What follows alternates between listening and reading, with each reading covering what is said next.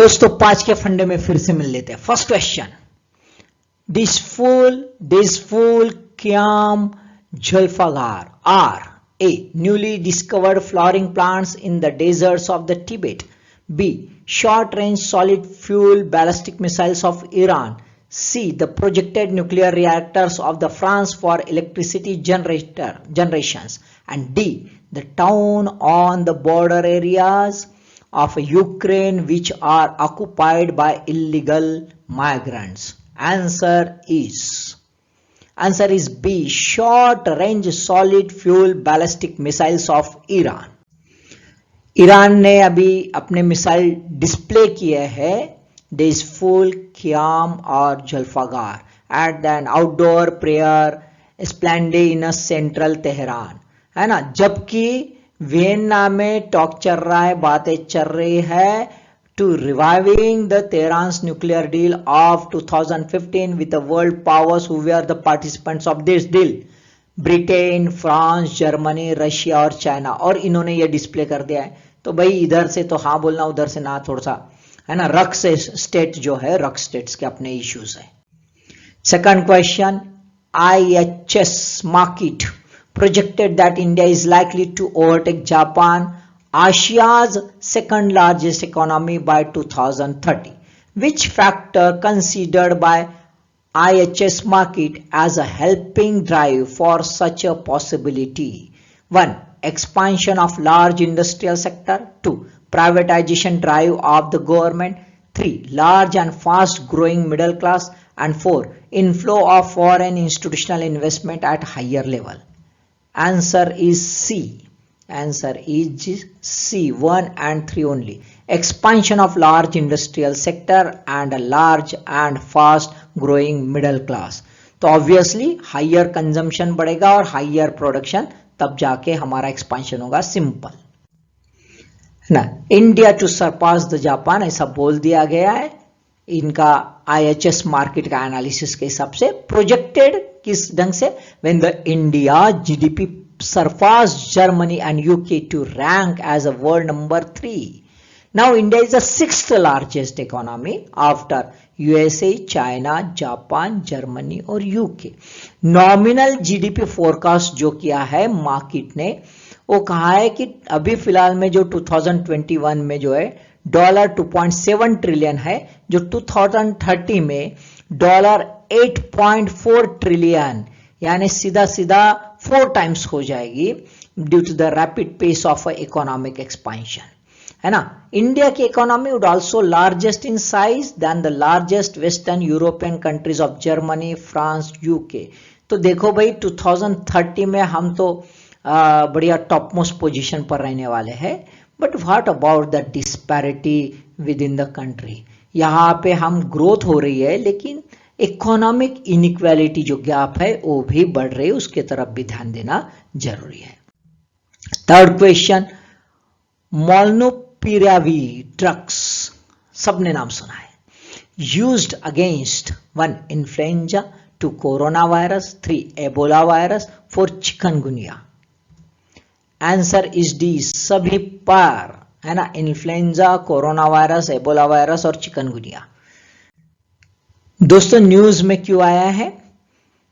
India ने approval दिया है बट नॉट रिकमेंडेड, ये बोल दिया गया। ICMR बोलता है कि भाई हमने अप्रूव कर दिया but not allowed for treatment protocol, या आउट ऑफ ट्रीटमेंट प्रोटोकॉल रखते हैं। It develop by the US companies Merck and Ridgeback जो है, इन्होंने डेवलप किया है। कंसर्न क्या है ICMR का कि भाई it's having only 30% efficacy. Trial में इफिकेसी सिर्फ 30% दिखी है, तो कोई मतलब नहीं है, इसका कोई यूज ही नहीं है।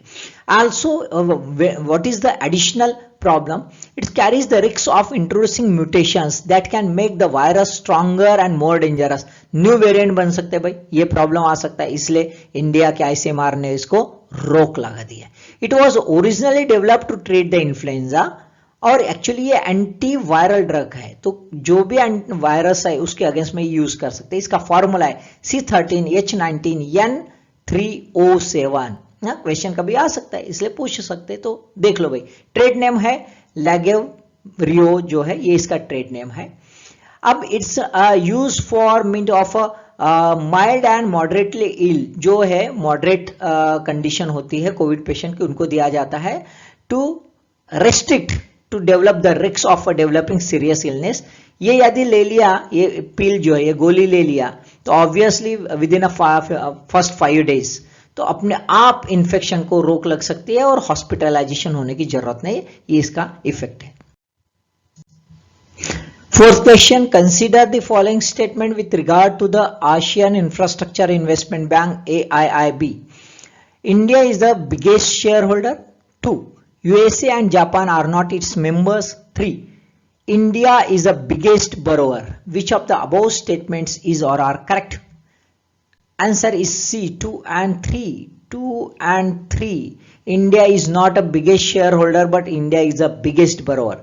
देखो इसमें हो सकता है जैसे आशियन इंफ्रास्ट्रक्चर इन्वेस्टमेंट बैंक लिखा है तो हम जापान भाई इसका मेंबर हो सकता है, तो ये गलत हो सकता है, ऐसा सोच सकते हैं, तो ये थोड़ा सा ध्यान में रखो, है ना। ठीक है, देखो न्यूज में इसलिए आया है कि उर्जित पटेल जो है इन्होंने रिजाइन किया था आरबीआई से, आरबीआई के गवर्नर थे, इनसे इन्होंने पर्सनल रीजन की वजह से सडनली रिजाइन कर दिया था, और अभी देखो क्या बन गए, is a vice president of this bank, है ना। ये बैंक के वो वाइस प्रेसिडेंट बन गए। ये हेडक्वार्टर बीजिंग में है, founded in 2015, total members 104। China largest share holder है, India second largest share holder है, लेकिन इंडिया ने लोन भी बहुत ज्यादा ले लिया, सबसे ज्यादा लोन यहाँ पे मिल गया for the 28 projects amounting $6.7 billion. पहले प्रोजेक्ट जो थे 70 to 80% of the project were को फाइनेंस, लेकिन अभी पूरा का पूरा फाइनेंस हो रहा है। Recently also emphasis on the green project and supporting public health initiative during the कोविड-19 पैंडेमिक बिसाइड्स इंफ्रास्ट्रक्चर के अलावा कोविड-19 पैंडेमिक के परचेस के लिए भी हमें यहां से हेल्प हो गई है। Last question, which of the following becomes the first major city of USA to permit vote to non-citizens in a municipal elections? A. California, B. New York, C. Los Angeles, and D. Chicago. So answer is B. New York City now become a first major city of USA to permit vote to the non-citizens. ये जो है first major city है। First election जो है इसके आधार पर होने वाला है 2023, तब नॉन सिटीजन्स को अपने वोट देने का पूरा अधिकार रहेगा। ऑलरेडी 11 टाउन्स जो है इन मैरीलैंड एंड 2 इन वेमॉन्ट, वहां पे नॉन सिटीजन को अलाउ है लोकल इलेक्शन जो है वहां पे अपना वोटिंग करने के लिए। देखो यूएसए है, डेमोक्रेटिक कंट्री कहा जाता है, लेकिन वहां पे नॉन सिटीजन्स को वोटिंग नहीं है। अभी यूएसए डेमोक्रेटाइजेशन के प्रोसेस में है। अब खास बात देखो कि नॉन सिटीजन जो है they are not allowed to vote for the president और other members of the Congress in a federal race और in the state elections that pick up the governor, जजेस और लेजिस्लेचर। यहाँ पे अभी भी नॉन सिटीजन्स को वोटिंग करने की परमिशन नहीं है। खैर इंडिया में भी नॉन सिटीजन्स को कोई परमिट नहीं, voting is a completely fundamental rights in India, लेकिन अभी यूएसए जो है वो डेमोक्रेटाइजेशन के प्रोसेस में है। आई होप सो 5 क्वेश्चन जबरदस्त जम गए होंगे आपको। अच्छे से पढ़ाई करो। All the best.